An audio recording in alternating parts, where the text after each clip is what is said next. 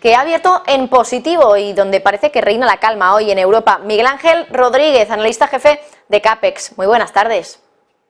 Hola, ¿qué tal? Buenas tardes, Marta. Buenas tardes. Bueno, ¿cómo has visto la apertura del mercado americano y en general el tono hoy del mercado? Parece mucho más calmado a pesar de que entiendo que, bueno, la tensión quizá venga más bien mañana en la reunión de la Reserva Federal cuando conozcamos la decisión de la Fed. Subir tipos, subir en 50, 25, no subir, pausar la subida, bajar los tipos, porque incluso Elon Musk ha hablado de esto, pero bueno, son muchas cuestiones. Enseguida te voy preguntando por ellas un poquito más en concreto, pero primero de todo quería que hicieras un poco una valoración general de cómo estás viendo hoy el mercado. Bueno, el mercado está, como estás comentando, está en un tono mucho más positivo que la última semana después de las medidas que se han ido tomando. Hay que tener en cuenta que la crisis, digamos, crisis bancaria que estamos teniendo es una crisis muy concreta y muy reducida a bancos regionales en Estados Unidos, uno de ellos que fue Silicon Valley, que es el que ha quebrado, ¿no?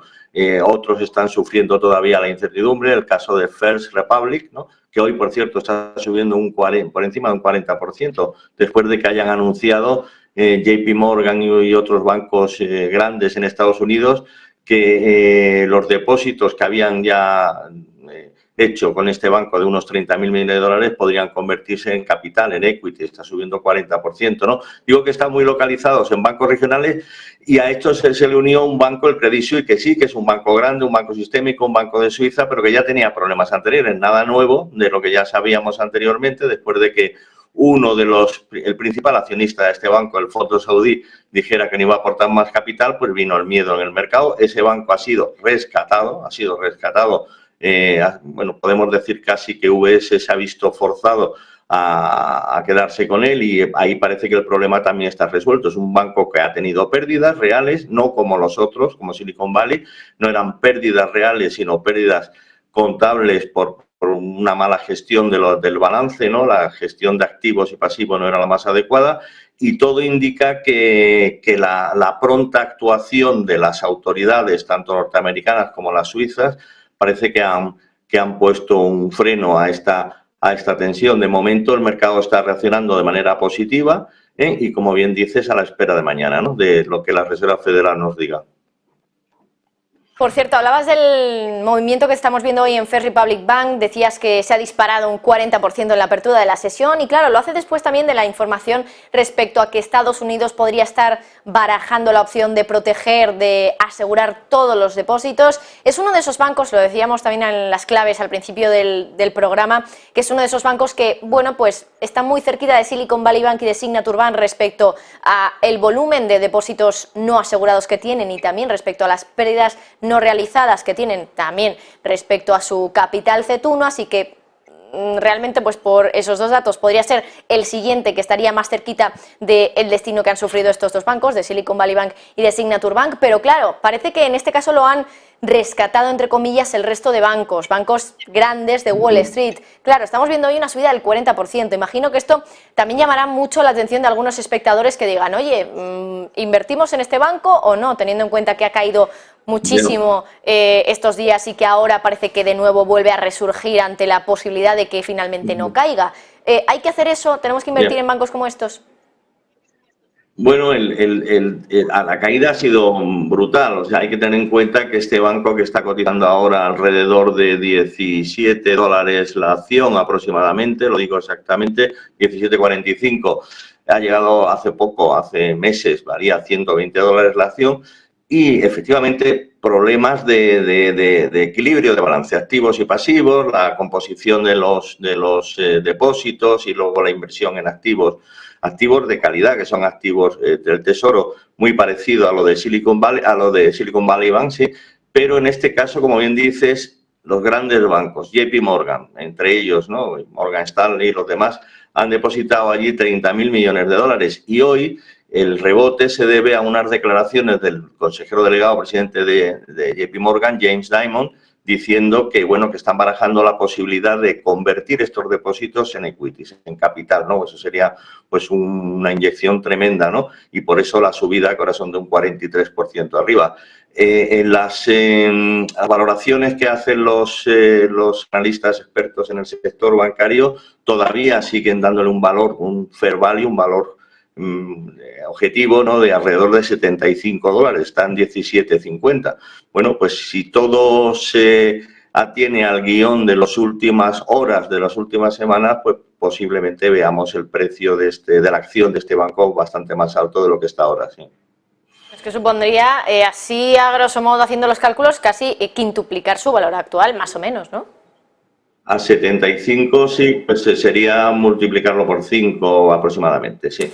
Sí, bueno, pues ese es el fair value. Pero vamos, movimientos de hoy 43%, que es mucho, ¿no? Pero movimientos por encima de 25 o 30 incluso, pues serían factibles en el corto o medio plazo, sí. Bueno, pues veremos dónde queda todo esto de First Republic Bank. Lo vamos a tener en el punto de mira, desde luego, aquí en Negocios Televisión, para ver cómo se comporta, ¿no? También en el punto de mira mañana la Reserva Federal, entiendo, Miguel Ángel, porque siempre sabemos que los bancos centrales mueven el mercado. Y mañana tampoco está muy claro, ¿no?, qué es lo que puede hacer Jerome Powell. Tiene un papel difícil, igual que Christine Lagarde, pero Christine Lagarde parece que lo tuvo claro, que en esa balanza entre crisis bancaria y crisis inflacionaria pesó más la crisis inflacionaria. Eso en Europa. Lo que no sé es en Estados Unidos qué es lo que va a pasar, si vamos a tener subida de tipos tan agresiva como dijo antes de conocerse todo este colapso y crisis, pánico bancario, si vamos a tener una subida de igual magnitud, de 25 puntos básicos, si va a pausar, si va a bajar, porque Elon Musk, por ejemplo, le ha pedido en un tuit que baje los tipos de interés. Esto lo veo un poquito más complicado que ocurra, pero ¿qué crees que puede pasar mañana en la reunión de la FED, Miguel Ángel? Bueno, lo más probable, lo que está ahora mismo descontando el mercado de futuros, en un porcentaje por encima del 50%, es que mañana suban 25 puntos básicos. 25 puntos básicos, hay que recordar que hace 2 o 3 semanas Powell estaba en el Senado y en el Congreso, pues prácticamente anticipando una subida más agresiva, de 50, que si el dato de inflación, de gasto de consumo personal, tal y tal. Ahora se encuentra con el mismo dilema que se encontró en su momento Christine Lagarde o el Banco Central Europeo. Si no sube los tipos de interés, y ya no digo si baja los tipos de interés, puede ser interpretado en el mercado como una señal de alarma, porque la situación de qué sabrá la Reserva Federal que no sabemos nosotros para hacer esto, ¿no? Y por otro lado, pues evidentemente no una subida agresiva de 50 puntos básicos, pues tampoco sería bien vista, en cuanto que puede tensar un poco más la situación. En mi opinión, no sería necesario subir los tipos de interés en Estados Unidos. Yo creo que la mayoría de los votantes del Comité de Política Monetaria de la Reserva Federal estarían de acuerdo en pausar, pero lo más probable, por la razón que he dicho anteriormente, por dar una señal, por no dar una señal de alarma, que suban los 25 puntos básicos. Muy interesante va a ser lo que se publique después, que son el diagrama de puntos, este es el dot plot, las previsiones que tienen cada uno de ellos, de subidas más adelante. Ahí sí que va a ser seguramente mucho menos agresiva que la que hemos visto anteriormente, y las previsiones sobre el futuro de la economía, ¿no? Crecimiento, inflación y todo esto. Y luego el discurso, ¿no?, de Powell, que tiene una papeleta mañana porque le van a machacar con preguntas muy comprometidas, a ver qué tal sale, sí.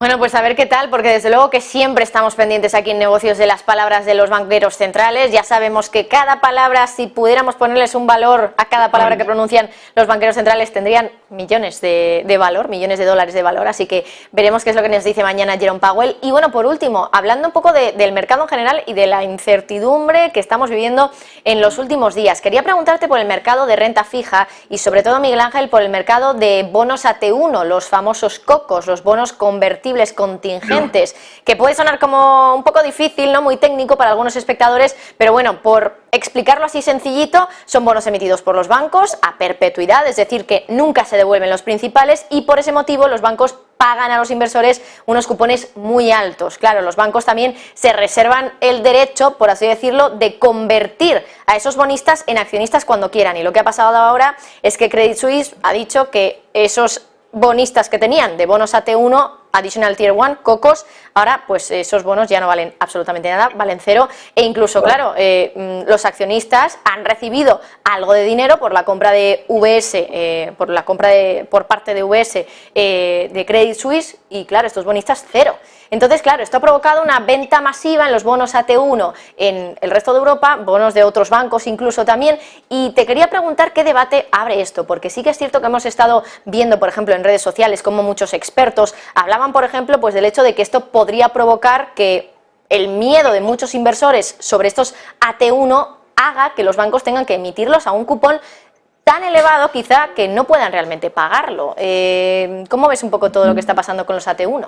Sí, bueno, esto, los COCOS, los convertibles contingentes, esto que fueron prácticamente creados a raíz de poco antes, ¿no?, de la crisis del 2008, tienen esa peculiaridad. Son bonos que normalmente pagan una rentabilidad más alta, pero como bien indicas, el banco puede convertirlo en acciones, puede convertirlo en equities y además son indefinidos, son perpetuos prácticamente, ¿no? Bueno, ese es el riesgo que corren los bonistas que invierten en este tipo de bonos. Evidentemente, lo que ha hecho Credit Suisse, en mi opinión, es lo correcto. El riesgo lo tienen que asumir quienes han invertido dinero en el banco con estas condiciones, además de los accionistas, que también, aunque reciban algo, también han sufrido muchísimo, a pesar de la valoración que han hecho de Credit Suisse, los 3.000 millones que ha pagado VS es prácticamente nada comparado con lo que tenía anteriormente.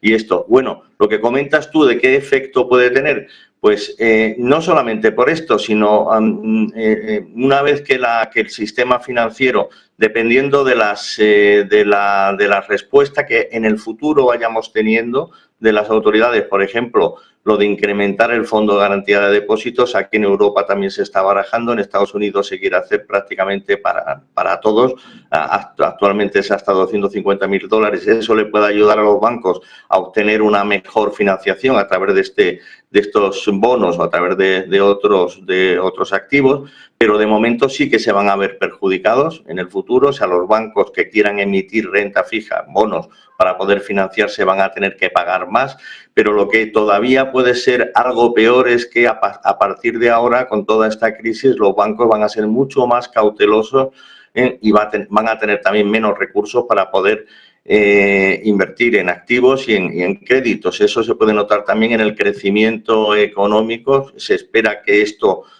toda esta crisis, a pesar de la resolución rápida y en cierta manera satisfactoria que hemos visto, la incertidumbre va a existir y esto va a provocar pues una caída del crecimiento global que algunos estiman entre medio punto y 1 punto en los próximos 2 o 3 años. O sea que sí, el tema es serio y bueno, ya digo, a pesar de que han sido rápidos en la respuesta, ¿no? Y no ha habido ni mucho menos una crisis sistémica como la que vimos en 2008.